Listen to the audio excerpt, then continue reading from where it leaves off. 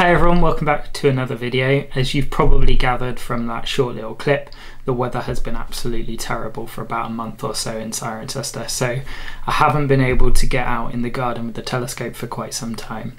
So I'm quickly running out of content for the YouTube channel, so I thought it would be a good opportunity to show you some of my favourite images that I've taken this past year and to let you have a look at some of the work that you might not have seen. So I've decided to split this up into two separate videos, mainly because I need the content for the channel, but also I thought it would be a good idea to split it up into landscape, astrophotography, so some of my favourite Milky Way shots that I've got, and also some of my favourite deep space astro photos from this year. So obviously for the landscape side of things, it's been a really tricky year and no one's been able to travel as much as they would have liked. During the first lockdown, you could only leave the house once a day, so I couldn't go out and take any astro photos at all during that period.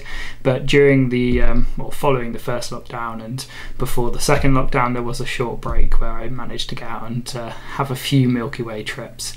So I just thought I'd share with you some of my favourite images from 2020. Hope you like them. Okay, so I've loaded up my favourite images, so I just thought I would take you through which ones I like. So I will show them, I will put them up on screen, but I couldn't really talk about astro images this year without talking about Comet Neowise. So I'm sure most of you are aware, but Comet Neowise was really prevalent in the night sky for about a month or so, and it was really quite visible. So I took a number of photos. I took quite a few photos of it, really. This was just one taken with the long lens, actually, so not really landscape astrophotography, but this was one taken from the back garden. And I managed to get quite a nice shot of Neowise when I went to visit the Rollright Stones. So I'll show you a couple of other images I took that evening of the Milky Way from the Rollright Stones, but this was just one I took of Neowise, which is quite nice. And then you have the Big Dipper, the constellation there in the image as well. So I do quite like this. I like how the image is framed in and amongst the trees. So my favourite shot of Comet Neowise, however, was taken in the Cotswold Water Park. So this was taken in Nybridge County Park, in just outside Cirencester. So we're lucky enough to live near the Cotswold Water Park, and if you don't know the Cotswold Water Park at all, it is a collection of, I think there's about over 100 man-made lakes in the area. Lots of them are nature reserve, lots of nature reserves, lots of them are leisure parks, so you can do windsurfing, you can do kayaking, all the water sports, those sorts of things. Lots of them are fisheries, but there's some great landscape opportunities as well. So took a trip out to one of the local lakes and managed to get this shot, which I'm really pleased with. I like how you see the reflection of the comet in the water. So that's my favourite shot of Comet Neowise that taken this year.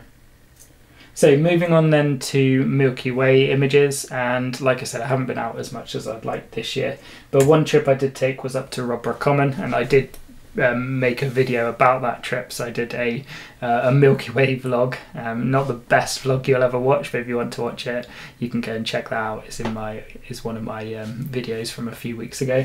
But I managed to get two shots from that trip, both from the same location, one with a car trail and one without.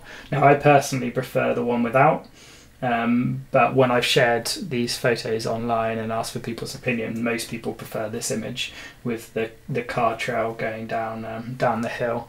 But I did really like this photo. It wasn't a very dark location, so it's Bortle Class 4, I think, from there, and I was shooting towards some houses and some small villages, as you can see in the back of this image, but I'm pretty happy with how this one turned out. Okay, so the next few images are all from the same trip. So I took a trip out to the Rollright Stones. Now this is an ancient stone circle in Oxfordshire. I think it's on the border between Oxfordshire and Warwickshire. So it's about 45 minutes away from my house, but I took a trip out there one night and managed to get quite a few images, some of which I'm pretty happy with. It's one of the darkest sky areas close to me. So without travelling to, you know, Pembrokeshire or Cornwall or Scotland, without making a big trip, this is one of the darkest areas around. So if you do live in Gloucestershire or you live anywhere near where I'm based, I would definitely check out the Rollright Stones. It's a great place to get some Milky Way images. But this is the first image I got. So this is just a wide angle shot taken with the 14mm Rokinon. This I like having just the stones in the foreground, and then the Milky Way arching over the two trees in the background. I got a very similar shot, just from a slightly further back again, so more of the stone circle in this image.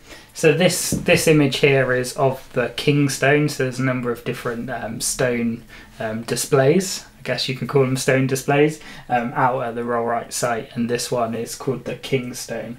And I do really like this image. I think there's more detail in the Milky Way. This was taken with the 25mm f2, the Zeiss lens, and you can definitely see a difference between that and the cheaper Rokinon 14mm lens. So this one you get a lot more detail in the stars. Stars are a lot crisper and sharper, and you can pick out a lot more detail from the Milky Way. So I do really like this image. I like how the Milky Way kind of arches out the top of the Kingstone.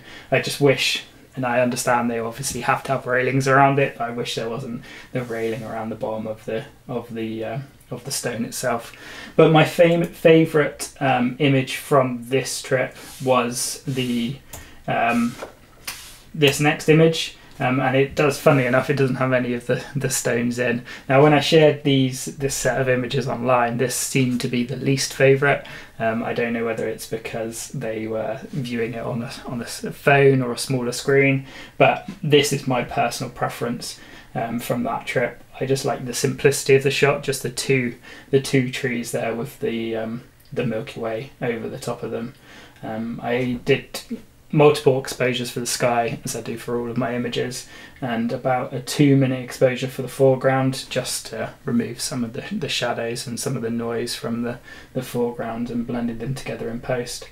But yeah, this was my favourite photo from the trip. So I'd highly recommend anyone going out to the Rollright Stones. Lots of opportunities to take images, lots of nice trees out there. Obviously you've got the stones, and it's a dark sky area as well. So then this is my next image that I wanted to show you. This was again taken in the Cotswold Water Park. This is the first attempt I've ever had at taking a Milky Way arch. So it's far from perfect. There are quite a lot of mistakes. It wasn't the best conditions, but I did just like this image because it's the first time I've actually managed to take a Milky Way arch shot. So this is obviously a panorama image. I took, I think, about 10 different vertical images and stitched them together in post. And I do quite like how it turned out. I like the scene. Obviously the light's quite nice, and you've got the lake in the foreground as well. So yeah, that's a nice shot taken from the Cotswold Water Park.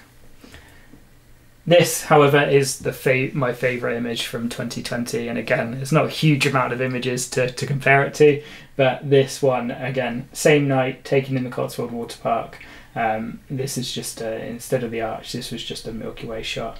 Tried to get as close to the lakeside as I could without actually getting in the water, but I just love this image. I love the reflection of the tree in the background. I think that really adds to the image and really draws the viewer in towards the Milky Way. And I actually quite like the glow in the background. So that glow is the light pollution coming from Swindon. So pointing towards Swindon, taking this shot. It's definitely not the darkest location ever. There is quite a lot of light pollution around, but you can still manage to get some detail in the Milky Way. But yeah, this was my favourite image taken this year. I like the reflections of the stars in the water as well. So those are just a few images that I've taken this year. Like I said, I haven't been able to get out as much as I've wanted to, just like everyone's been stuck at home. So I'm just thankful that I was able to get out with the camera on a few nights. But let me know which one your favourite image was. Let me know your thoughts, your comments. Please like and subscribe, and join me for the next video where I'll be looking at some of my favourite deep space astro photos from 2020.